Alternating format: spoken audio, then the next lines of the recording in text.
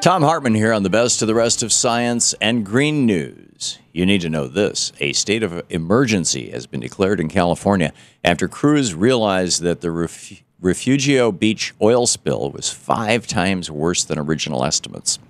Last week, the Plains All-American pipeline ruptured and dumped crude oil over a 4-mile stretch of pristine California coastline. Original estimates put that spill at around 21,000 gallons, but new calculations indicate the real figure is well over 100,000 gallons. Crews continue to work furiously to remove contaminated sand and rescue oil-soaked wildlife, and the governor's office has closed the beaches surrounding that spill and put a ban on fishing. Once again, our nation is watching the spill and cleanup unfold, and once again, we learn that the company responsible has a long history of violating regulations and causing disasters. According to a report over at Common Dreams, Plains All-American has been responsible for 175 different spills since 2006, yet somehow they're still allowed to do business in our great nation. The Oceans Program Director for the Center for Biological Diversity said, quote, "This company's disturbing record highlights oil production's toxic threat to California's coast. Every new project increases the risk of fouled beaches and oil-soaked sea life. Over and over and over, oil and gas companies prove that they cannot be trusted to protect the public's safety, and that there is no such thing as safe drilling or transport of this toxic sludge. Today, the victims of the tragedy are California wildlife and residents, but tomorrow, who knows which of us could find ourselves dealing with the same fate.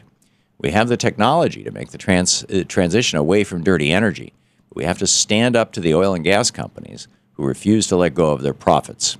The success of a corporation should never trump the safety of our planet or our people, and it shouldn't take another oil spill to make us recognize these risks. Hopefully, the California coastline will bounce back quickly from this disaster, and hopefully we, the people, will decide it will be the last." Tiny bubbles may give scientists their best look yet at our planet's ancient climate. According to a recent study from Princeton University, gas bubbles in Antarctic blue ice still contain the carbon dioxide and other gases that were trapped inside them over 1 million years ago. The study's lead author, geochemist John Higgins, said gas bubbles are the gold standard for reconstructing climate. By analyzing carbon dioxide levels in glaciers from ancient Earth, scientists have been able to determine how greenhouse gas levels altered our planet's ice age cycles. They also hope to find even older ice, which could help them learn more about the climate as far back as 2.5 million years ago. In an interview with Live Science, Mr. Higgins explained, "We're seeing a very strong correlation between carbon dioxide and glacial cycles that extends back 1 million years. And for our friends and family members who insist they aren't scientists, that means we have proof that high levels of carbon dioxide have a huge impact on our environment. We only have one planet to call home, so let's start listening to the actual scientists who are telling us that we need to protect this planet." You may want to think twice about sharing photos from your next family vacation. If you take a trip to Yellowstone, you could find yourself behind bars for posting that picture. Earlier this year, Wyoming passed a law making it a crime to collect resource data from any open land. If you're confused by that ambiguous description, you're not alone. That law has such broad definitions for terms like collect and data that it includes taking a picture of an environmental disaster to share with state or federal agencies.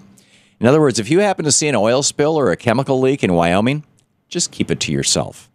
Obviously, this law will likely be challenged as unconstitutional due to violations of our First Amendment guarantees of free speech and the right to petition our government. Wyoming can try all they want to prevent citizens from monitoring our environment, but this pathetic attempt to pander to corporate polluters is likely to be struck down. Starbucks will stop bottling water in drought-stricken California. An investigation last month by Mother Jones magazine exposed that company's bottled water brand Ethos for pumping groundwater out of an area that has been under a drought emergency since 2012. And in response, Starbucks agreed to move that bottling company out of the state to a new facility in Pennsylvania. Considering the water company was created to help fix the global water crisis, it's past time for them to stop contributing to the drought problem in California. Although they were late fixing the problem, it's great news that the company is putting their money where their mouth is and moving out of that drought-stricken state. And finally, people with gut disorders may benefit from meditation. According to a recent study published in the journal PLOS One, stress-relieving activities like yoga and meditation can actually suppress the genes responsible for causing inflammation. And because many gastrointestinal disorders like irritable bowel syndrome and inflammatory bowel disease are caused by inflammation, patients can experience real benefits from relaxation techniques. These conditions are very common in the United States, where both stress and poor diets are all too common. One of the study's lead researchers, Dr. Tawia Lieberman of Harvard Medical School, said in both IBS and IBD, the pathway controlled by a protein called NF-KB emerged as one of those most significantly affected by the relaxation response. In other words, finding time to relax could be beneficial to people who suffer from these disorders. And that's the way it is for the week of May 25th, 2015. I'm Thom Hartmann on Science and Green News.